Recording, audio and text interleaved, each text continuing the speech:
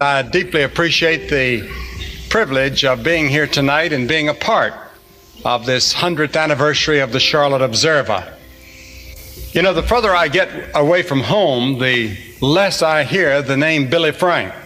When I hear somebody say Billy Frank, I know they're from Charlotte. Because that's the place, my father and mother, and my brothers and sisters, that's what they, brother and sisters called me, Billy Frank. And my classmates, I guess, until maybe I was in about the 9th or 10th grade, then they gradually changed over to Billy. And it's a great privilege to be here. You know, Jesus said that a prophet is not without honor save in his own country. And if you're invited by the Charlotte Observer back to Charlotte, that in itself is a great honor. But like many who were born and reared here in Charlotte, I feel like I grew up with the Observer. And when I was a boy, I could never imagine life without it. One of the surprises I had when I left home was discovering that most cities don't have a newspaper like the Observer. But the old saying is still true, that a city is only as great as its newspaper. And the dynamic growth and the enormous social and economic changes in this city are testimony to that fact. And I congratulate each one of you who's had a part in making the Observer such a great newspaper in a great city. I want to go back 100 years. 1886 was a memorable year for America. In that year, the Statue of Liberty was erected in New York Harbor. Coca-Cola and Sears and Roebuck were born that year. And in the midst of a lively local election campaign, W.S. Hemby founded the Charlotte Daily Chronicle, the forerunner of the Charlotte Observer. And it's because of our Constitution's First Amendment guarantee of freedom of the press that we can gather tonight to commemorate 100 years of the Charlotte Observer. It's no accident that the same amendment which grants freedom of the press is also the one that grants freedom of religion. Our forefathers held freedom of the press and freedom of religion in equal esteem. They're cornerstones of our democracy, and we neglect them at our peril. They must be used with integrity and responsibility, but they also must be safeguarded and defended together, lest we lose both. I know these can become complex legal issues, and I do not claim to have all the answers, but you in the press should defend the religious rights, and you have a right to expect us in the religious community to defend freedom of the press in our Constitution. It is appropriate to mention freedom of religion during this celebration tonight. Charlotte and North Carolina have historically been greatly influenced by the religious beliefs of their people, and its newspapers have reflected this. Charlotte was once known as the most church-going city in the United States and even in the world, and was proud of it.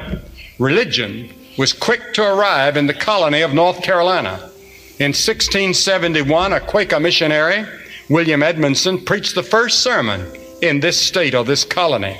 By 1730, immigrants were swarming across the Atlantic.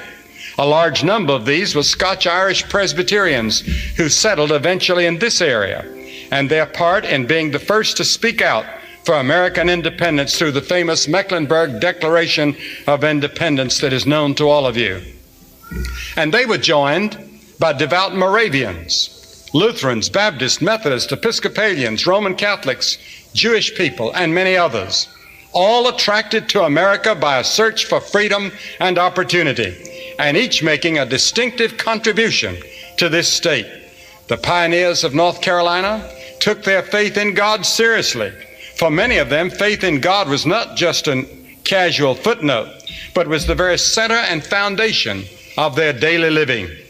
They knew that material prosperity is not enough, and that without Christ in our hearts, our lives are empty and without real meaning. In a recent book entitled Religion in American Public Life, Dr. James Reichley, senior fellow of the Brookings Institute, concludes, the simple and most influential cultural force at work in the new nation was the combination of religious beliefs and social attitudes known as Puritanism. He further states, almost all of the principal founders of the United States, including Jefferson, were convinced that the health of Republican government depends on moral values derived from religion. Their convictions were correct. Almost every major American social movement in the 18th and 19th centuries were directly influenced by the evangelical revivals which swept the young nation from the Great Awakening onward. Higher education is a good example. By 1861, 66 colleges and universities had been established in the South, which still survive. Only 13 were established by government support. The rest were established by churches. In a secular materialistic age, which frantically but unsuccessfully searches for lasting happiness and security, we need to turn back to the sturdy faith and commitment of our forefathers, a commitment to the God who loves us and whose word alone gives us stability in the midst of an uncertain world. The spiritual heritage that I received here in Charlotte and Mecklenburg County and North Carolina did more to mold my life in ministry than anything else. I was reared in the Chalmers Memorial Associate Reformed Presbyterian Church on East Boulevard. Our church did not put very much emphasis on what was termed in those days revival meetings. However, one of the earliest recollections I have is my father taking me to hear Billy Sunday when he visited Charlotte. Then in 1934, an evangelist came to town by the name of Mordecai Ham. The committee that invited him here, made up of some clergy and some laymen, built a wooden structure on Pecan Avenue with sawdust on the floor. It was a strange place for me. I was not used to that, and I'm not sure how many it seated. Dr. Ham stayed here for a number of weeks. In the beginning, I didn't go. In fact, I hated the thought of such a meeting. I'd heard so many ugly things about him. But one night, a man who worked for my father took me, and I was fascinated and deeply moved as he preached from the Bible, as I'd rarely heard it preached. I went back night after night, and one night when he made the appeal for people to come forward and commit their lives or recommit their lives to Christ, I was one of those. I had very little emotion, just a simple act of commitment or recommitment. From that moment on, I could never be the same. That was the great turning point of my life. No one knows what the world is going to be like 100 years from now, although we can safely say it's going to be vastly different. I pray that 100 years from now, we will not look out on a world that has been devastated in a nuclear or biochemical war. Many people think we stand on the brink of Armageddon, and we might. The danger is growing. I do not fear so much a nuclear confrontation between the Soviet Union and the United States. The greatest danger we face today is from smaller, less responsible nations who would use their nuclear arsenal in a regional conflict, and from terrorist organizations which might use nuclear weapons to hold entire cities as hostages, or a nuclear accident like we've seen at Chernobyl. As a Christian, I believe that this is a moral and spiritual issue, as well as a political issue to be debated in Iceland and in Geneva and other places. In the midst of whatever changes face us in the future, your task in the Observer as a newspaper will not change. Your task is still, as I see it, twofold: to inform, second, to influence our society for good. Both informing and influencing must be done with integrity and responsibility. And that is why there's a moral and spiritual element in the task of a newspaper. There's no such thing as a cold, impartial objectivity. Edward R. Murrow once said, "I've never known a totally objective newspaper correspondent or reporter." And that's true. How you treat issues will inevitably depend on your own moral and spiritual convictions or lack of them. Don't be afraid of seeing your task as a God-given responsibility of committing your life to Christ and to His will. In that connection, let me say a few words about reporting of religion. Understandably, most press attention at the moment is focused on the attempt of some religious groups and people to exert their influence in the political world.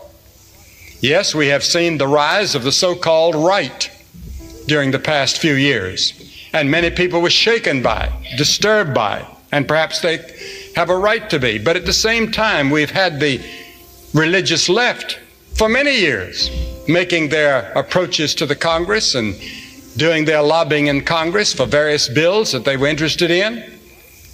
And when the right stood up and said some things that they believed in, people became nervous and afraid. No one can understand the conservative and liberal religious movements and their influence in America without understanding the Bible and knowing how various people interpret it. At our conference for itinerant evangelists this past summer in Amsterdam, George Gallup was one of our speakers, and he stated that religious belief often has more to do with behavior than culture, race, education, gender, or economic levels. And he said there's a rising tide of religion in the world and a return to faith. A majority of Americans are interested in spiritual things. And that's why it seems to me that religion cannot be confined just to a religious page if you are to inform and influence the public with integrity. But again, I would like to congratulate the Charlotte Observer on this historic milestone. Newspapers are not as numerous as they once were, but the printed word will always be more powerful and lasting in its effect than the spoken word. And on the 100th anniversary, the Charlotte Observer stands, in my judgment, as a testimony to that truth. May its next 100 years see it, and Charlotte, and Mecklenburg, and North Carolina prosper in even better ways. But I remember that Sir Winston Churchill was invited to address the students at Harrow, where he had gone to school. He was now an old man, and he had retired as Prime Minister of Britain. And the headmaster told the young people to bring their pencils and their notebooks to record what Britain's greatest man of the century, a peerless master of the English prose, would say.